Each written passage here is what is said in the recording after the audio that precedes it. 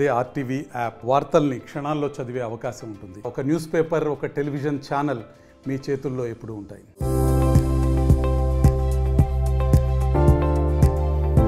Team India star batter Virat Kohli ఇంగ్లాండ్తో తొలి 2 టెస్టులకు దూరం కావడానికి గల కారణమేంటో ఎట్టకేలకు అందరికీ తెలిసిపోయింది. సౌత్ ఆఫ్రికా దిగ్గజ ఆటగాడు ఆర్సీబీలోకి ఒకప్పటి కోహ్లీ సంచార ప్లేయర్ ఏబీ డివిలియర్స్ ఈ విషయాన్ని అభిమానులకు తెలియజేశాడు.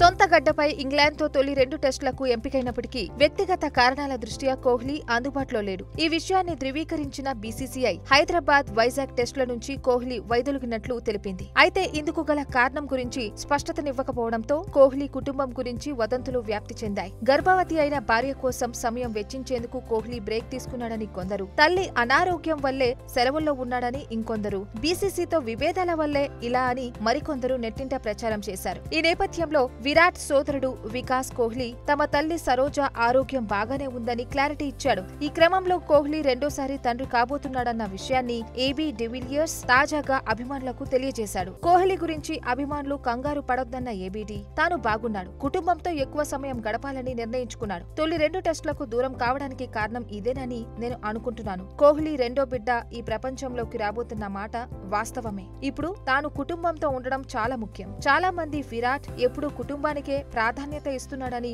అనుకుంటున్నారేమో. అది ఏమాత్రం కరెక్ట్ కాదు. విరాట్ విషయంలో అసలు అలాంటి ఆలోచనలకు తావు ఇవ్వద్దు అని స్పష్టం చేశారు.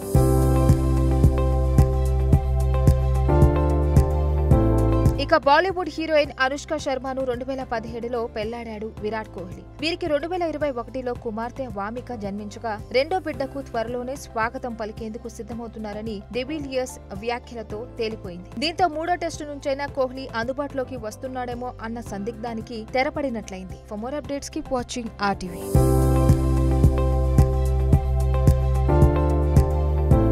మరిన్ని వీడియోస్ కోసం ఛానల్ ని సబ్స్క్రైబ్ చేయండి. లేటెస్ట్ అప్డేట్స్ కోసం వాట్సాప్ ఛానల్ ని ఫాలో చేయండి. అండ్ లింక్ డిస్క్రిప్షన్ లో ఉంది.